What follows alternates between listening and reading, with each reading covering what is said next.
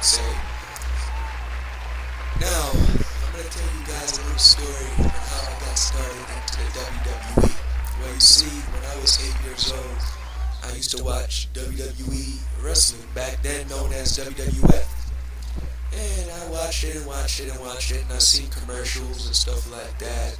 And I seen commercials of the games that they were producing, like SmackDown Know Your Role. Well, ever since I got that game, I played and played and played and played and played for hours and hours, and I got addicted. My favorite wrestler was Chris Jericho in the old games. Now Chris Jericho is all boring. He looks like the Backstreet Boys. No offense, Chris Jericho.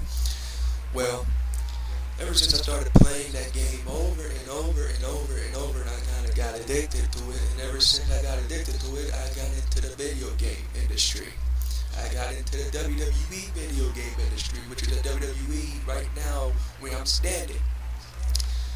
And ever since I started wrestling, over the years, in the early 2000s, I wrestled guys like Brock Lesnar, Chris Jericho, like I mentioned earlier, Stone Cold Steve Austin, The Rock, what's the guy name? Big Papa Pump, Scott Steiner, Triple H, Shawn Michaels, and all those great legends such as Eddie Guerrero and all those other guys who praised this ring in their time in WWE games industry.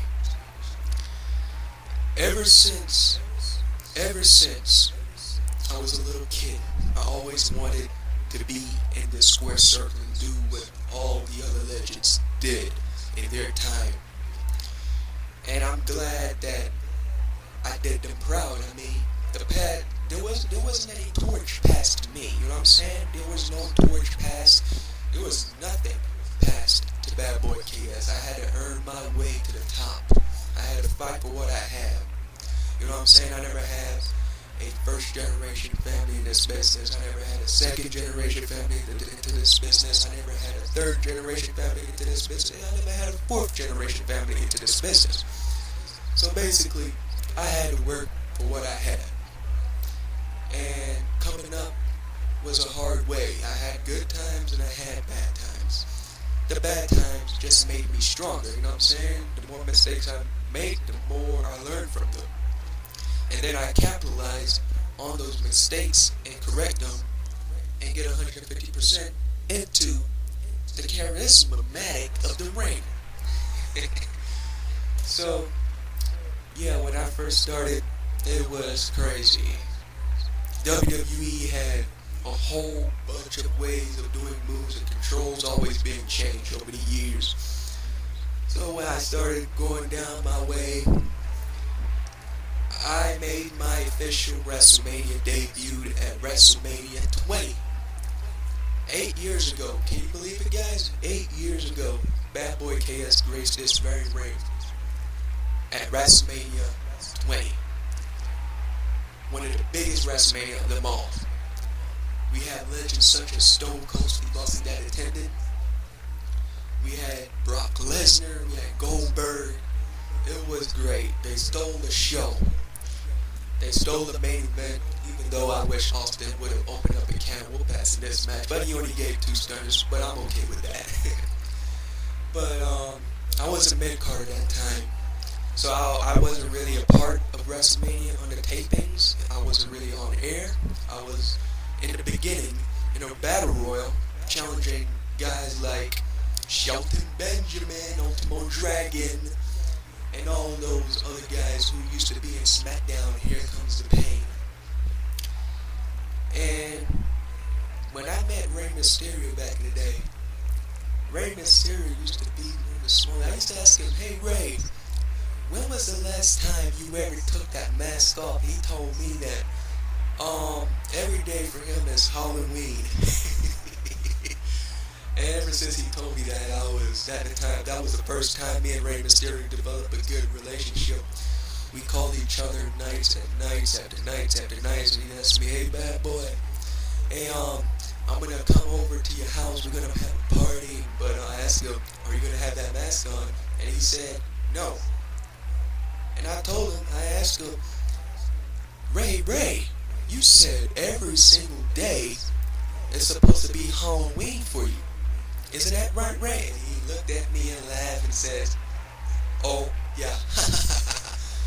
And then he came over, we had good time and stuff like that, and that was great. But the one time that Rey Mysterio scared the hell out of me was when we were playing that little Truth or Dare game back in the day. He asked me, isn't it true that you were a gay bad boy kids? And I said no. And then he looked at me and laughed and also at first he looked disappointed and he had this little weird breath. But I know Rey Mysterio is not gay, so he had a kid. He's Dominic. Which is out there in the crowd. Hey yo, tell your dad that he needs to start wearing that mask again before he goes stupid. Alright, let's talk about the guys who I traveled around down the road. The guys who I talked to mostly in the mid-2000s. John Cena. Me and John Cena, backstage one time, I asked him if he had a pair of armbands, and John Cena said, no, but I have wrist tapes. And I said, that will do. I said to my mind, holy shit, did I just messed up? I should have been asking him for the wrist tape, not the armbands. So that was because when I first met John Cena, I didn't know what to say. I was so nervous on meeting him. And if it wasn't for John Cena, I wouldn't really get that much of a push. You know what I'm saying?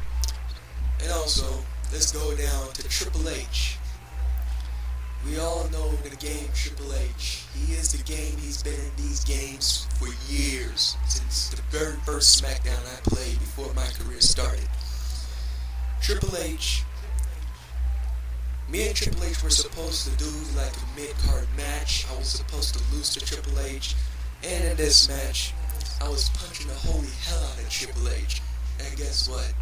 I punched the guy in the nose so hard, I saw blood came down through his nose. And I asked him when he was down, Triple H, are you okay? Triple H, are you okay? And he told me, I'm okay, just keep going. But after that, he punched the holy hell out of me, man.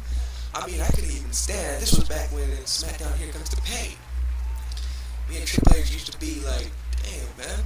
We used to wrestle really good. We used to stink the joint out, you know what I mean? And then come down to the final years of my career. Old wrestlers starting to leave. I see guys go and I see guys come and go, going to the Hall of Fame, retired, died. Okay, coming up in the late 2000s, in SmackDown vs. Raw 2009,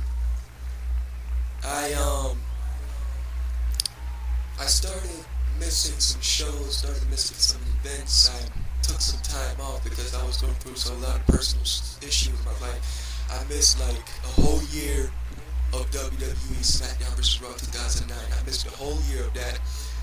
And the reason for that was because I was going through a lot of personal issues, you know what I'm saying, with my family and everything like that. And I had a lot of stress on me. But I made my return back in SmackDown vs. Raw 2009, in the year prior to the other SmackDown vs. Raw 2010.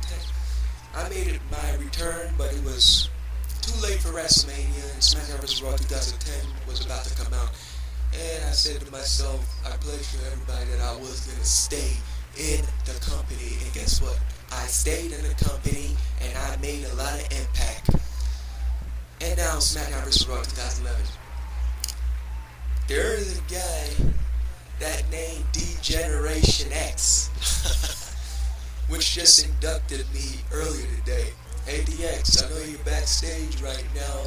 I need you to remember that you kind of messed up on your lines. You see, I am no longer the TCO leader and CEO or chairman or whatever. Since that match we had earlier, so basically, I think D-Generation X is a little bit kind of misminded because of all the pie that he got last night. But yeah, he forgot that I wasn't the WWE, not the WWE, the TCO chairman. Ever since I met D-Generation X,